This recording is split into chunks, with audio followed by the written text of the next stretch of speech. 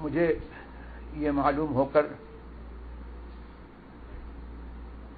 بہت افسوس ہوا کہ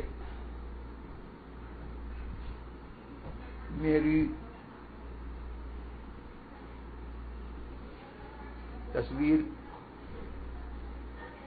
کچھ لوگوں نے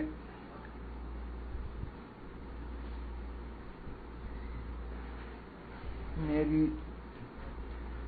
مرضی کے بغیر، اور مرضی تو اس میں ہو ہی نہیں سکتی، میرے انجانے میں کچھ لوگوں نے میری تصویر کھینچ لی ہے، اور کچھ لوگ اس کو اپنے پاس رکھے ہوئے ہیں، اور اس سے بڑھ کر کے یہ بہت بری سازش ہے کہ اس کو انٹرنیٹ پر ڈالا ہے، اور اب یہ کہا جا رہا ہے کہ چونکہ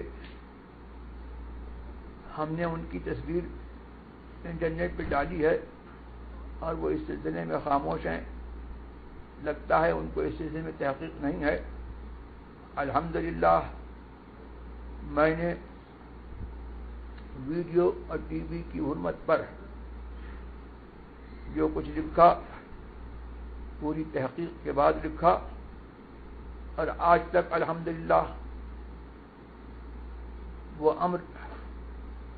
منقح اور محقق ہے، اور یہ کوئی اختلافی مسئلہ نہیں ہے جس میں کسی کے اجتہاد کو یا اختلاف کو گنجائش ہو، اور آج کل تو دور اجتہاد کا بھی نہیں ہے۔ ہاں، نام کے مفتی اور بہت بڑے بڑے بڑے مجتہد دعوے دار اب ضرور پیدا ہو گئے ہیں، اور وہ شہرت پسندی کے لیے اور جدت پسندی کے طور پر ان معاملات میں اور ان مسائل میں جن میں آج تک ماضی قریب کے علماء میں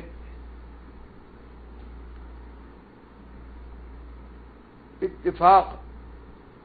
اور اجماع و اتحاد چلا آیا، اس میں زبردستی مداخلت کرتے ہیں اور اختلاف کا دروازہ کھولتے ہیں۔ ایسے لوگوں کا اختلاف درخور اعتنا نہیں ہے، اور ہرگز ان کا اختلاف قابل اعتبار نہیں ہے۔ میں ان لوگوں سے جنہوں نے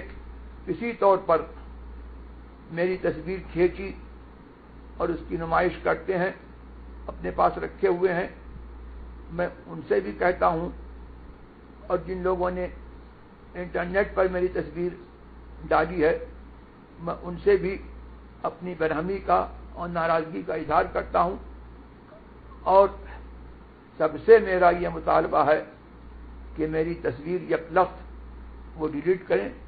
محو کریں، ورنہ مواخذہ ان کے اوپر ہوگا۔ مجھے جو کہنا تھا